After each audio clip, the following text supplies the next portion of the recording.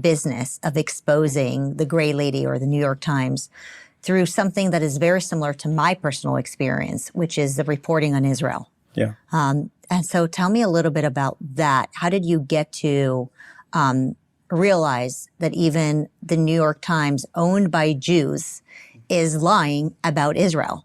I got to Israel, it was like the very tail end of the Intifada. There were still bombings here and there, but it wasn't like it was in 2000, 2001.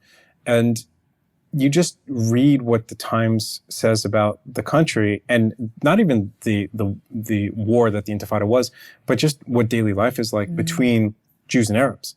Right. That's what really struck me, and it still strikes me today after I lived there for 20 years now.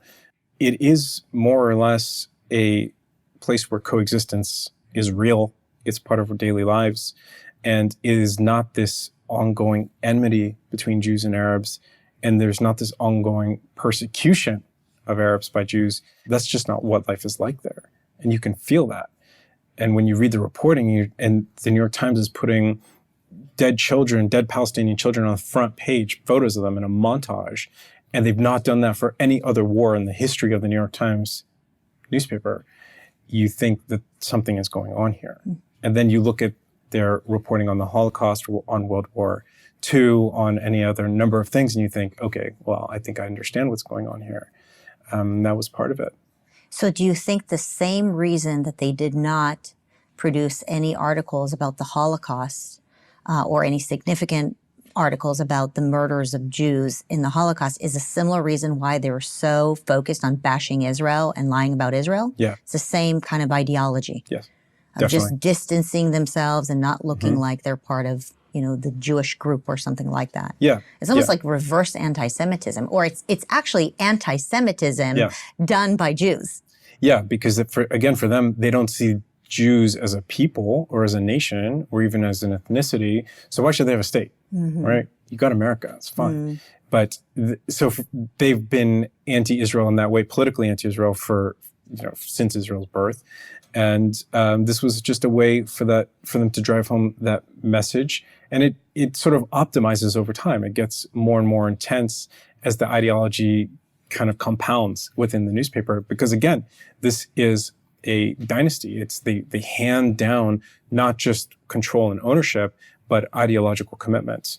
And you get to the point where it's both ideological and from a business perspective benefits them to pander to that base that feels the same way. I mentioned that a similar story happened to me where I'm an American. I was born here in the United States and I lived in Israel for several years. Yeah. And when I came back from Israel and I saw the lies about Israel, there were two things that really got me into the business of trying to share truth with the public. And one of them was education, the teachers' unions, and the lies that are being taught to American kids, the lowering of standards, and all of that really ties into the great big American lie, and that is that the teachers' unions actually care about kids or teachers. They don't care about anybody except for their own power and money. And the other great lie that woke me up was the lie about Israel, right? Where, places like New York Times would report that Israel is an apartheid state. And I came back from Israel as an American. I'm like, wait a second, I lived there. There is no apartheid state. I mean, in high school, we would have friends that spoke Arabic. It's why I can kind of get away with a few Arabic words. And so this great big lie that Israel is oppressing, a minority Arab population, and the fact that the New York Times is propagating that is just mind-boggling. For me, if that's their point of view, that's okay. Everyone's entitled to it. The problem is that when you actually start to change facts, change the ground truth in order to support the narrative, and that's the 1619 Project is another great example of that. If that's your point of view in America, I don't agree with it. It's not how I think. That's all right. But when you're distorting and perverting the historical record to achieve it, that's actually a very different story. That's where things become really dangerous. And that's what happens with Israel. With Mohamed al-Dura was the young boy who was killed under unknown circumstances in the beginning of the Intifada. And the New York Times came out within days of that happening saying Israel murdered a child. That was in the Intifada. Was that 2001? This was in 2000. Things broke out. Yeah, and I think his death was in 2000. The New York Times wasn't there. They didn't have a report. What was the exact story? Remind me. I should remember. The story was that the Intifada breaks out, and under a very kind of weird set of circumstances, this is like mass violence in the territories. His father wants to go out and buy a used car or something, so that day decides they get stuck at a checkpoint where there's a gun battle between Palestinian terror factions and an IDF post, and this video emerges of this little boy with his father sheltering behind a concrete barrier, and the boy seems to be hit by a bullet and dies, or is said to have died. I mean, people question that. I don't know. But the narrative that came out of that is that the IDF killed the boy. And the New York Times reported that, and not just reported it, they hammered it home in op-eds, in mentions in other articles. It became gospel. Years later, there was a court in France that had to do with libel because a French Jew in France accused a French news channel of sort of manufacturing this as a hoax. The French company sued him, and the French court ruled in the favor of the Jew who said this was not true.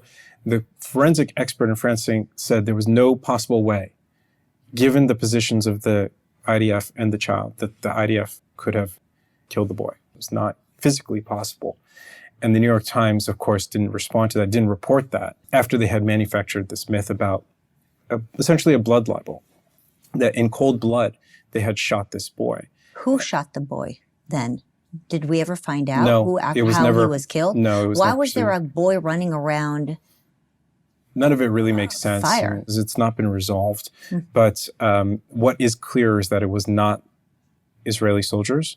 And what is clear on the media side is that Israel was blamed for that occurrence. Did the New York Times ever publish a correction or an apology? Never. No. And that was the myth that in part was used to justify the murder of Daniel Pearl, the Wall Street Journal reporter who was killed by al-Qaeda. They said, look what you are doing to our children. Your own media is documenting this, and we are taking our revenge. Do you happen to know how the New York Times reported on Daniel Pearl? No, not really. I would imagine, lukewarm? I imagine. I never really looked into that.